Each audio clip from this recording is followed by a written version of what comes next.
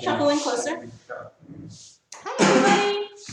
Welcome to the stream. Hello, McChicken75. Hope you're doing well.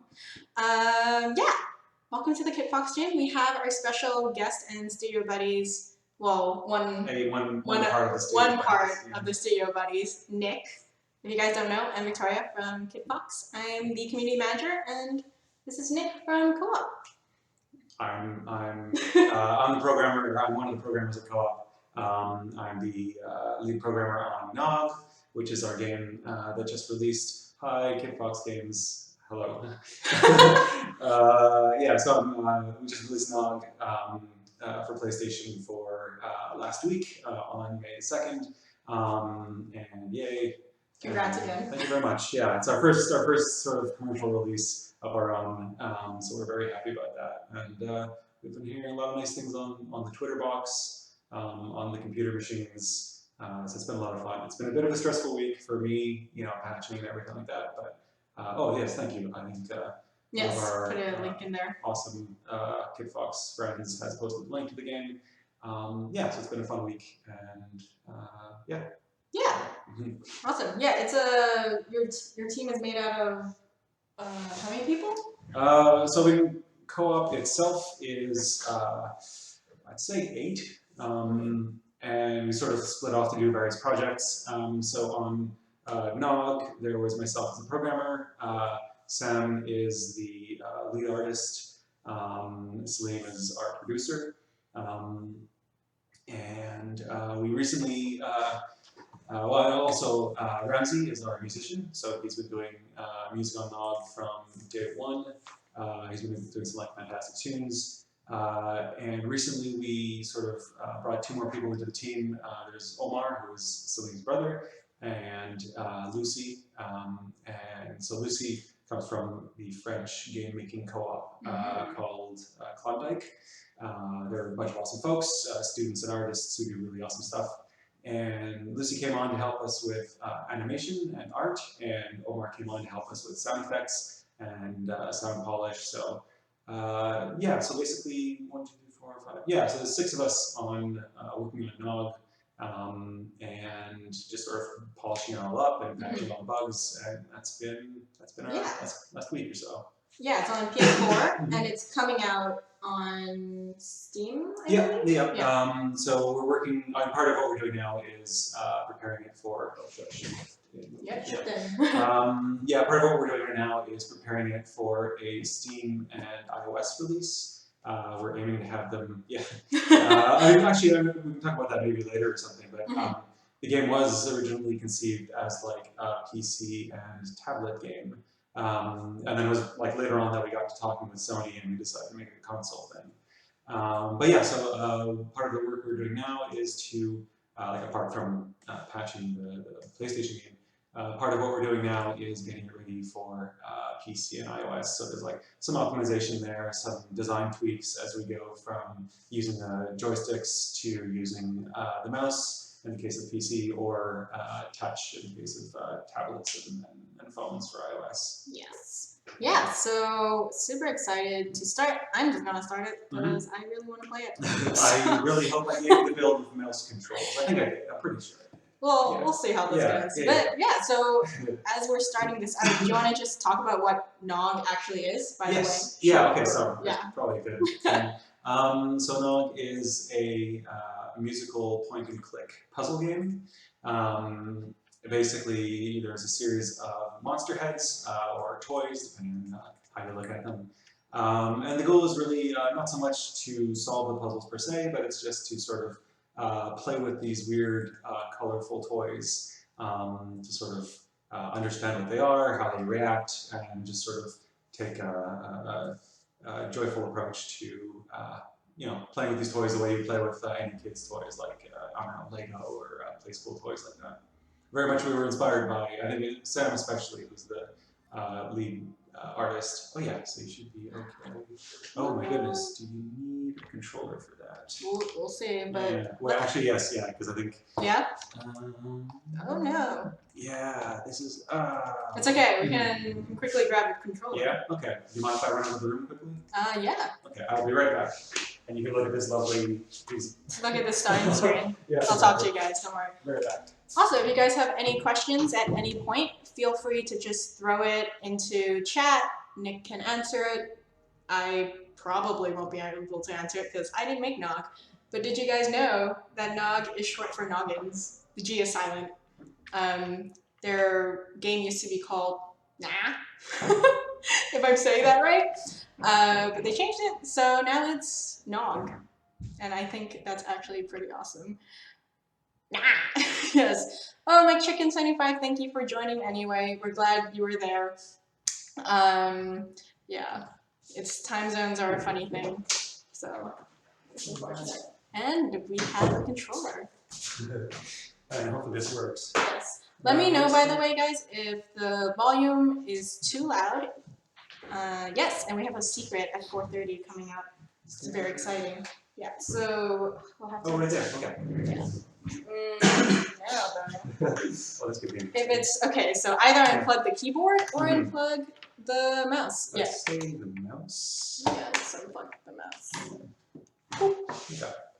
Oh yeah, the GNOG music will come back on when I. Yeah. Don't worry about it, guys. By the way, GNOG music. Oh right. Yes. Awesome. Yeah. So actually, you want to try switching over just quickly? Yes. Uh-oh. Did you unplug the? You unplugged the keyboard. Oh, okay. Oh, there we go. Yay. Yeah, there we go. Perfect. If you want to. Thank you. Poke around at it. Do you know the controls? No, but this is all part of the discovery. Right. Okay. Very good. I meant to do that. Wow, Yeah. perfect. Okay, so I want to listen to the music. Yeah. So yeah, so the music, like I said, that's Ramsey, who is the just sort of an old friend of Salim's. Did something break because of that? Oh, okay. I just realized. Don't hit triangle. Oh. Yeah. Good to know. This is definitely a debug build, but so we skipped a bit of the intro because it's a debug build. My apologies. But anyway, so you're here now, and I'll just say like everything controls using X. Oh, okay. Yeah. Is it X or sorry? Is it A actually? A. I think Yes. it's. Yeah, so I was thinking PlayStation controls. Oh. Anyway, so Ramsey is an old childhood friend of Salim's, and he's actually more of a heavy metal musician. Really? Yeah, and he's been doing our music for a while now. Shuffling. Sorry? Shuffling. Oh, right, yeah. He's been doing our music since Co-op was founded. And for GNOG especially, we knew it was going to be a very sort of musically reactive game, and we wanted all the levels to sort of like, even the sound effects would almost be like part of the musical instrument of the toy that would sort of like play along with the music of each level. Mm-hmm. So, you know, we asked him for, very sort of ambient, melodic, beautiful tunes, and we're like, can you do this? And he's like, yeah, sure, I can do that. And it's really been, and also if you hit L or R, you can flip the head. Oh, okay. Yeah, I was wondering. Yeah, exactly. There's more to it than just that. You guys. Yeah. Oh, this is. Wow. I'll give you hints here and there. Mm-hmm. At each one of the little like dots at the bottom there, Mm-hmm. there's something you can tap on the image. Yeah. Exactly. Oh, I see. So Ramsey just made these really chill, drony tunes for us, and as soon as we slapped them into the game, it sort of completely changed the atmosphere of the thing that we were working on. So it was really just like a huge bonus to be able to hear the music in the game, and it sort of made us more motivated to make these things more magical and weird. So yeah, working with Ramsey has been a lot of fun, and so that's where the audio comes from. Ah, okay. Sound design. Oh right, yeah, okay. Sorry, give me a second, guys. Yeah.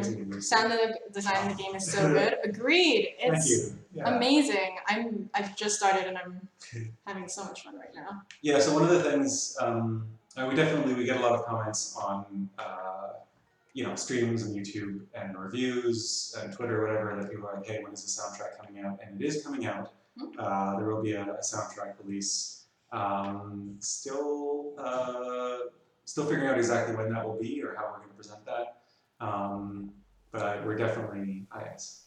Oh. We're definitely like, there's no question about it. We're going to be releasing that soundtrack. Right.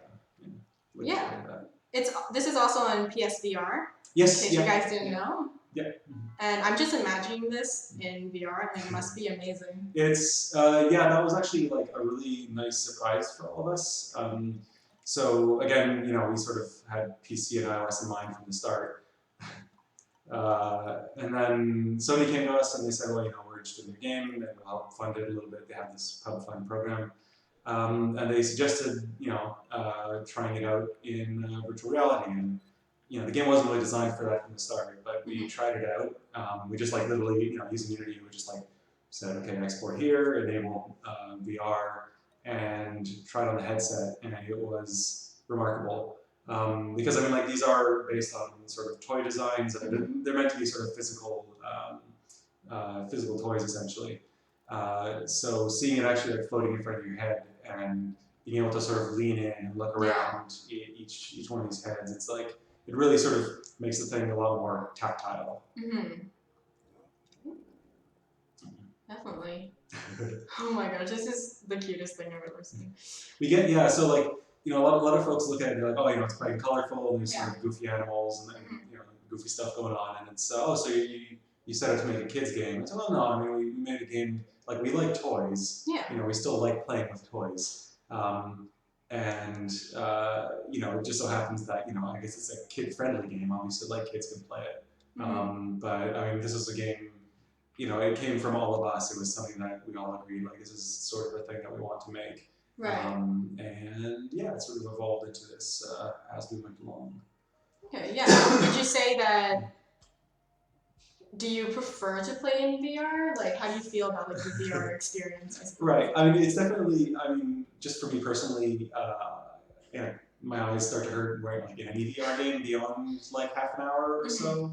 But like I said, just the sort of almost conceptual change of seeing like these toys just floating right in front of you, almost to the point where you can like reach out and grab them. I think that's like really special. And it's not like we all I think had a conception of like what a VR game would be. It's sort of like, well, you put a camera into a first-person game, and now you've got a VR game. Yeah. So we didn't really know what this game would be in VR, but it turned out to be this like really, really like special thing for us. There we go. Oh, this is making me so happy. This is such I feel so good. Oh, that's good. That's good. Yeah. So we get a lot of feedback too, which is like, oh, it's a very chill thing that made me relax. Yeah. Like, good. That's perfect. That's really all we really want to do and help people achieve. Yeah. So like, and every level is sort of built around this progression of music to the point where like at the end of the level, when you finish it, there's this extra like flourish and the heads that you've been playing with sort of sing along. So we really try to like make that sound design sort of part of the level itself. Right. So now you've unlocked. There's this level, which is sort of a synthesizer, and over on the left, there's or if you hit the D-pad, and one more. There's also a submarine you can choose from. So either one. Do you guys have a preference, chat? Oh, Also, I didn't say hello. Hello, Satara11, Darkwing _ Duck Tails. Sorry, it's like a bright green. I cannot read that. Contrast is difficult on that one. Yes. And I didn't say hi to Kid Oldman. Hello to all three of you. Thank you for joining chat. Again, if you guys just came in, you can always throw a question at Nick. It's totally fine. He looks mad. No, he doesn't. This is like something I would want to do. Definitely do it. I would make tunes on Ableton, but also want to learn Unreal Engine. Yeah. What's this made on? This is Unity. We did do actually a bit of Unreal work just for the PlayStation VR demo. Honestly, like I would like to learn a lot more about the Unreal Engine. It seems like there's a few things that it can do that, or that it does differently than Unity does. That would make things a lot easier for us, especially for this game. But this was. We'd already sort of invested 2 years, I think, at that point. It's too late now. Stick with Unity for now, Yeah. But it's been really good to us. Unity, That's good. If you guys aren't gonna vote, I'm just gonna pick. Right, yeah. I already know which one I want to do, so if you guys, I'll give you guys 7 more seconds. But otherwise, so how is the experience of just making like a big puzzle game really go? Like the prototyping, like it must have been Yeah. difficult. Honestly, like, Especially 3D. yeah, we've worked on this game for about 3.5 years now. I think, honestly, about 2 of those years. I mean, some of them were like part-time. Hello, Hey, Brooks. yes, Brooks. Hello, Twitch staff Brooks. Hello, Twitch staff, Brooks. Battery, I don't know what the battery doing. Oh, they love GNOG. We're glad. Thank you very much. It's a great game. I played one stage and I'm so happy. You done good. You done real good. You done good. What? You done good. Yeah. So I think like 2 years of that time was like really just prototyping and figuring out what the heck we were making. We tried a number of weird prototype offshoots here and there. Like we tried something where in each level you would have like many heads surrounding you. So sort of like what the level select is now, but each level would be like that. And that didn't work very well because people sort of lost track of what happened on one head and how that affected another.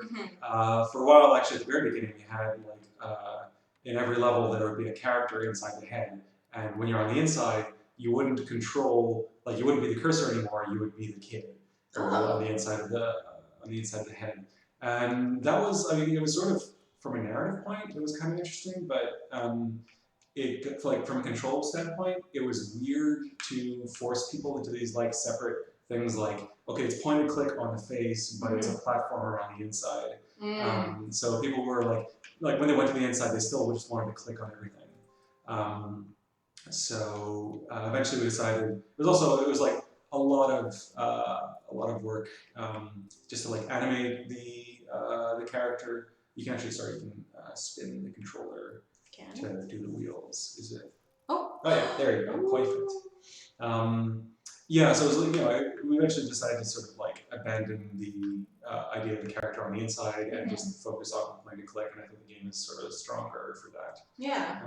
And yeah, so a lot of the time is just like figuring out what the heck this this weird game is. And people still ask us, oh, so it's a puzzle game. I'm like, yeah, it's pretty much a puzzle game. Yeah. It's a puzzle. You solve things, but like really the sort of the core thrust of it is just like this joy in exploration and creating this sort of like very chill atmosphere for people to experience.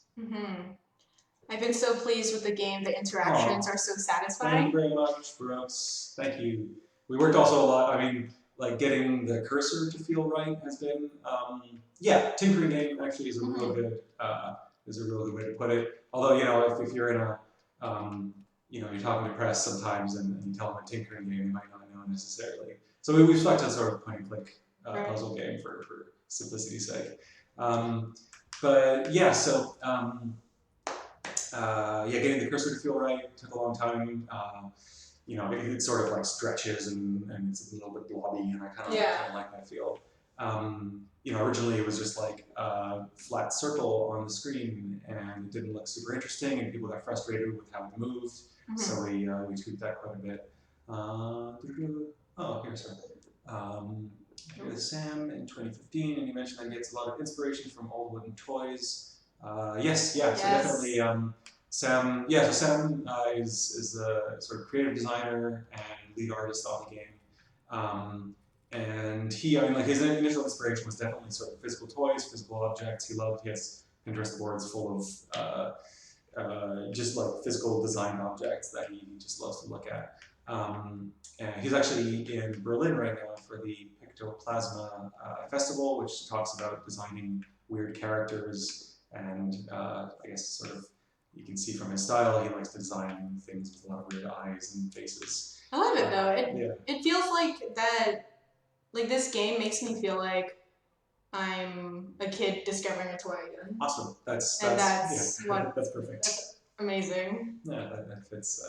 That's exactly what we wanted. And like, even just the sound, even if you can't like grab something, we wanted to make sure that if you hover over it, it makes like an interesting, playful noise. And that was really important to us. I am so stuck on this. Yeah, okay, so this one's definitely like, it's one of our more complex levels. Okay.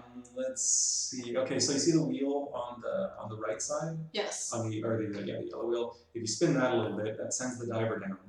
And you can see stuff in the TV screen there. And if you notice, there's like, for a straightforward hint, if you go back up, if you rewind, Mhm. there's a red jar, and there's exactly. So now that you're on the red jar, this little lever is blinking at you. I see. Yeah. So this is speedrun tactics here. But, yes. You know, Definitely get this game yourself, you guys. If yeah. you like, I don't even tinkering. I guess. Yeah, basically tinkering. If you like, beautiful colors and a beautiful ambient soundtrack and chill puzzle game that you can't really lose, but you just sort of lose yourself in. How about that? That's a line. I think GNOG is definitely sort of aiming towards people who just want to like relax and poke at a weird virtual toy. It's very calming. Oh, thank you. I don't know what I'm doing with this. Right. Okay. So again, if you grab the wheel, like all your hints are strewn underwater. Yeah. We get that comparison sometimes. Yeah. I love that song. If we do make plushies or physical toys, I think the yellow submarine would be the most obvious one. So if you grab the wheel again, you wheel the diver back up. Oh, I just have to. Oh. Yeah. Well, you'll start to see like there's some papers that show you. Yeah.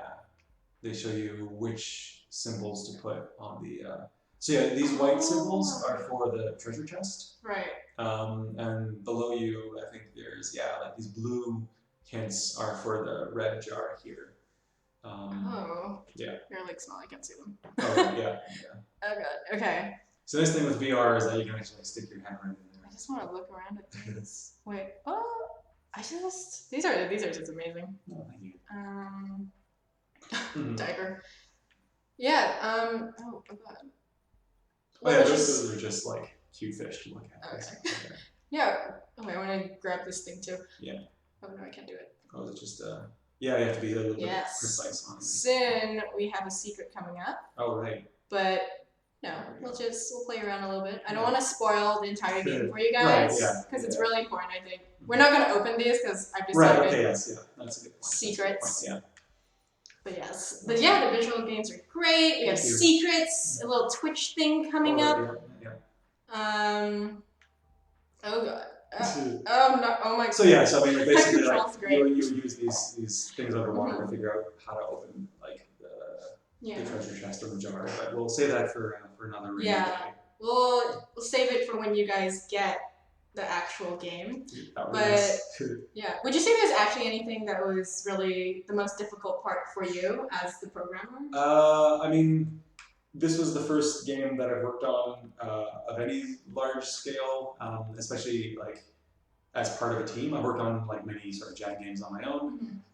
This one, it was like it was a team process, and so getting used to that, getting used to knowing like what tools Sam would need to make his art, and just sort of keeping it all in mind at one time. Like that was a huge challenge for me, but I've started to. I've learned from that, and I've learned more about just like how to organize myself with other artists, which I think is an important thing for a programmer. Definitely. Obviously. Any team. Yeah. Really. Exactly. Yeah. I never figured out what the sonar fish is for. Oh, right. That actually is originally part of an older puzzle where you would actually like tilt the fish back and forth and try to search for fish. Like the screen that's inside of the submarine now, that would actually show you, instead of what the diver is seeing, it would show you what the periscope is, or the fish sonar periscope is seeing. I see. But we decided to introduce the diver instead, but we kept the sonar because it looked kind of pretty. Look at these fish things. Little, crabs maybe? Crabs? I don't know. I feel like, Yeah. Okay, well, we're gonna wrap this up. So if you guys have any last minute questions for Nick, I almost forgot your name. That was really sad. For the NOG team. For the NOG team, for Nick, please throw them in chat, and then please stay around because we're gonna show off some cool super cool secrets that Nick also knows about. Wait, do I? You do. Oh, awesome. Yay. Yay. At least I think you've done it. If you've paid attention to the Slack channel. Oh, right, yes. So you're going to show everyone all these Overwatch strats. That you nothing but Overwatch. That's definitely what it is. Okay. That's our announcement. Got really good with Sombra. Just, Yeah. Awesome. Beautiful colors. Agreed. Thank you very much. This game, you guys, it's available now. Yep. PS4, PSVR, coming out on Steam soon-ish. Soonish, you know. Soonish. We're saying we're targeting sort of later in the summer. Late summer. Yeah.